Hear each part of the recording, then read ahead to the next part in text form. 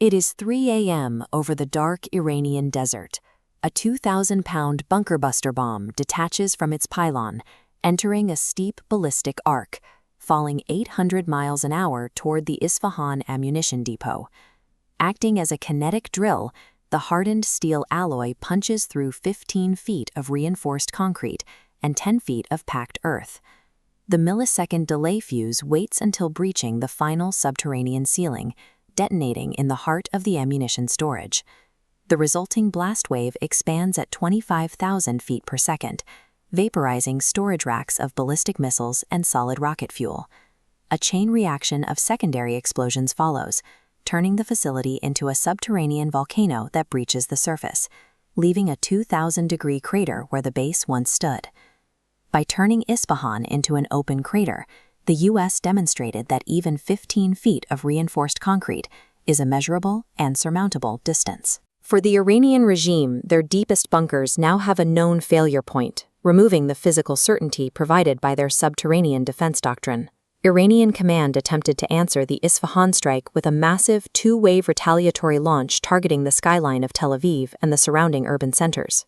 They utilized a saturation strategy, launching heavy ballistic missiles from mobile platforms hidden in the rugged interior. These projectiles climbed to the edge of space before screaming back into the atmosphere at several times the speed of sound.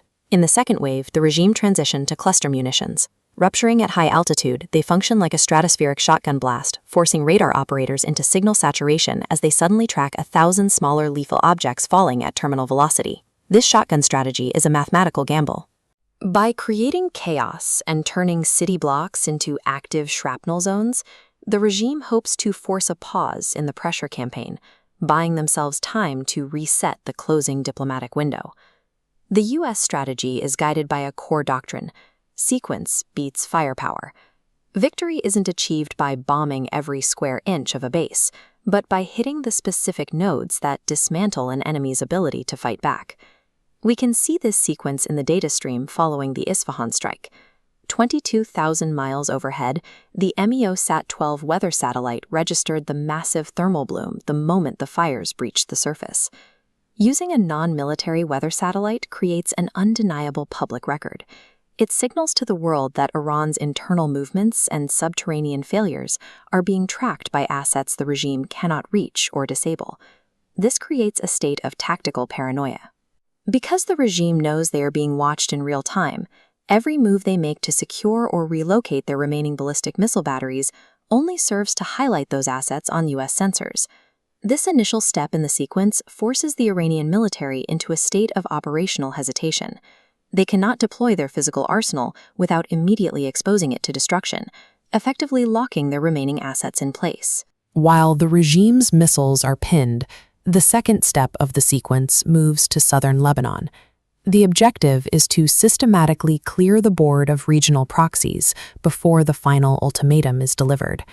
The IDF is currently dismantling the tunnel networks and weapons caches that supply the northern front, moves the crosshairs to the Iranian state's ability to function.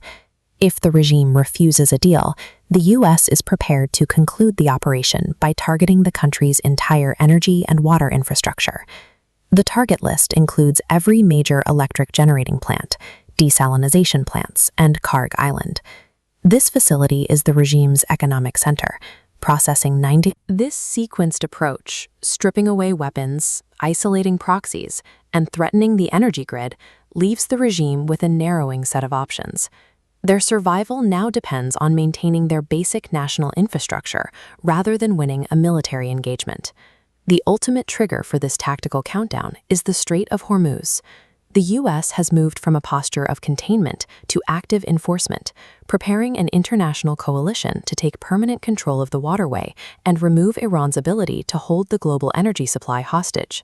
This pressure is creating a visible fracture within the regime. President Pezeshkian has appeared on state television urging the public to remain calm, even as hardliners in the IRGC demand more ballistic missile strikes to answer the U.S. ultimatum. While the U.S. dominates the conventional kinetic space, the regime is fighting back through asymmetric warfare. They utilize cyber attacks, advanced signals intelligence, and state propaganda designed to activate individuals far beyond the battlefield. In West Bloomfield, Michigan, a man inspired by Hezbollah propaganda crashed his pickup truck into a synagogue. It was the result of a deliberate sequence of propaganda designed to strike back at American civilians. Asymmetric warfare is used to circumvent billion-dollar defense networks. A radicalized individual or a cheap drone is a weapon that forces the American public to directly feel the emotional and physical cost of the engagement overseas. The situation has become a race between two clocks: the diplomatic window, which the U.S. calls a golden opportunity, and the tactical countdown of the kill chain. The regime faces a final choice.